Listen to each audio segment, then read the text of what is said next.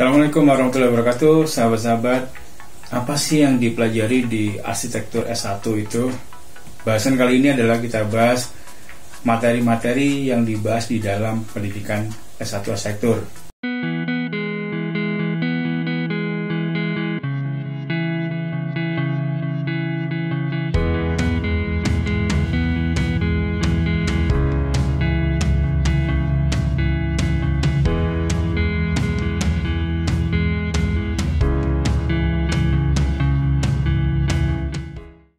Di dalam pendidikan sarjana arsitektur ada 37 hal yang diberikan di dalam pelaksanaan pendidikan arsitektur strata 1. Pertama adalah berkaitan dengan verbal, yang kedua tentang grafis, yang ketiga riset atau penelitian-penelitian, pola berpikir peneliti, keempat adalah berpikir kritis, mahasiswa harus mampu berpikir kritis, memberikan kritik. Kemudian yang kelima, dasar-dasar perancangan. Dasar-dasar perancangan ini diberikan mulai dari awal sampai akhir. Mahasiswa dilatih untuk merancang terus.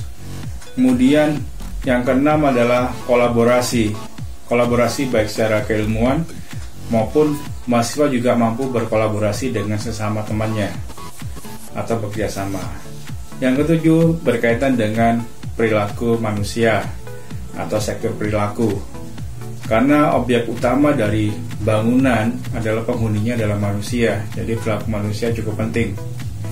Yang kedelapan tentang keragaman manusia, ini menjadi dasar, salah satunya adalah untuk dalam hal merancang. Manusia cukup beragam, jadi keragaman manusia harus kita tahu. Kemudian sejarah dan preseden. Sejarah tentunya cukup panjang. Arsitektur juga mempelajari sejarah dari sejarah prasejarah hingga manusia modern. Apa saja yang ada di kehidupan manusia dipelajarin. Kemudian yang 10 adalah tradisi nasional dan regional. Ini penting karena kita tinggal di suatu kawasan, semisal di Nusantara. Arsitektur Nusantara seperti apa? Di regional, semisal sektor Nusantara itu bukan hanya Indonesia. Kalau kita bicara regional mungkin Indonesia, tapi sebenarnya Nusantara itu cukup besar, lebih dari sekedar Indonesia, mulai dari Asia Tenggara, kemudian dari Madagaskar hingga ke kepulauan di Papua Nugini. Jadi ini semua adalah budaya Nusantara. Ini berkaitan dengan tradisi nasional dan regional. Yang ke-11, arsitektur juga mempelajari tradisi Barat, karena kita berkaitan juga dengan keilmuan dari Barat, kehidupan dari Barat, dan tradisi-tradisi di Barat. Yang berikutnya tentunya yang ke-12 adalah tradisi-tradisi yang non-Barat. Kemudian yang 13 yang cukup penting juga berkaitan dengan pelestarian lingkungan. Arsitektur harus paham tentang melestarikan lingkungan. Ini menjadi dasar juga pendidikan sektor untuk S1. Yang ke-14, aksesibilitas. Arsitektur harus mampu menerjemahkan aksesibilitas ke dalam rancangannya. Ke-15, kondisi tapak. Arsitek harus paham bagaimana mengolah kondisi tapak dengan berbagai macam kondisi tapak yang ada. Yang ke-16, sistem keteraturan formal. Ini berkaitan dengan undang-undang yang ada di sekitar arsitek berada maupun di negara arsitek itu berada. Kemudian arsitek yang ke-17, arsitek harus mengetahui sistem struktur, karena bangunan berdiri karena adanya sistem struktur. Yang ke-18, sistem penyelamatan dari bangunan, baik berkaitan dengan K3, berkaitan dengan keselamatan dari bangunan tersebut maupun keselamatan dari penghuni bangunan dari berbagai ancaman yang ada, semisalnya kebakaran, semisalnya ada gempa, bagaimana solusinya. Berikutnya, arsitektur harus paham sistem sampul bangunan atau eksterior bangunan. Yang ke-20, sistem lingkungan bangunan. Yang ke-21, sistem pelayanan bangunan. memahami bangunan itu dan posisinya pelayanan bangunan tersebut.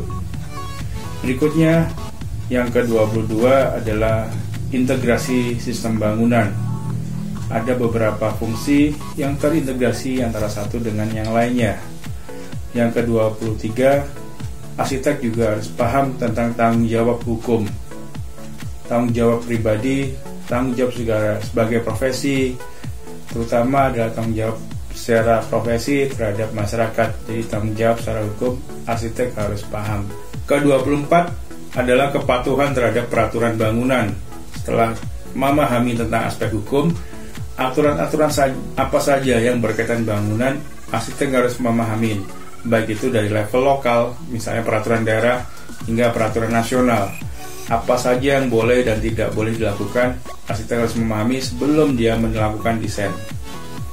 Kemudian yang ke-25, pentingnya material. Jadi ini arsitek harus memahami bahan bangunan sekaligus bagaimana implementasi dari bahan bangunan tersebut di dalam desain. Yang ke-26, arsitek juga harus memahami ekonomi bangunan dan pengendalian biaya. Ini cukup penting, arsitek juga harus memahami berapa yang perlu dipakai untuk membangun suatu bangunan. Jadi bagaimana melakukan pengendalian biaya supaya tidak overhead. Ini arsitek harus memahami tentang biaya. Yang ke-27,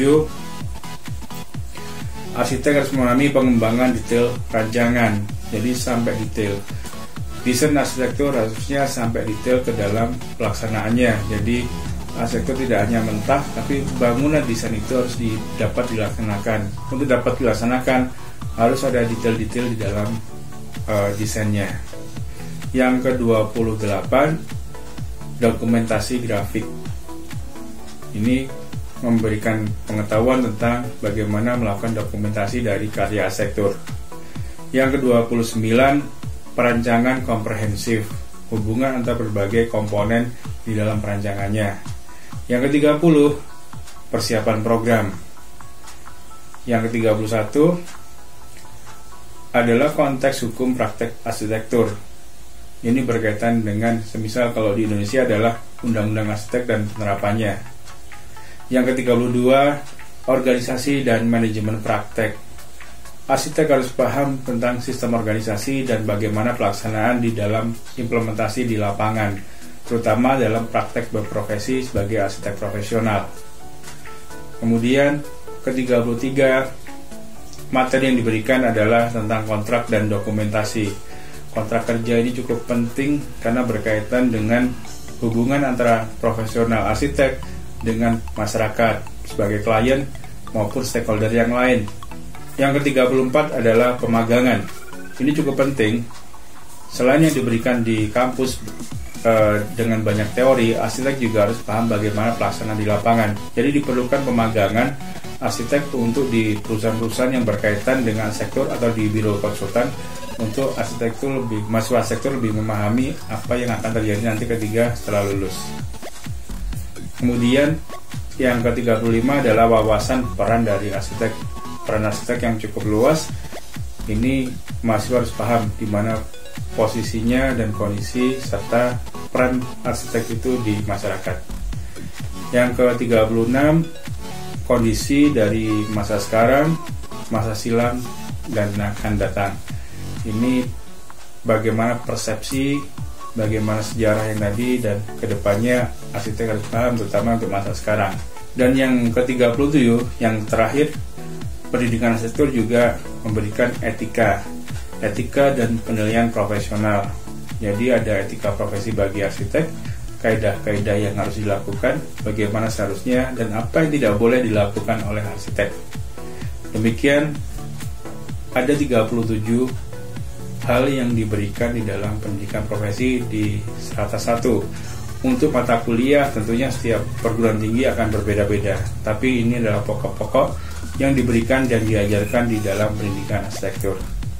Semoga sukses.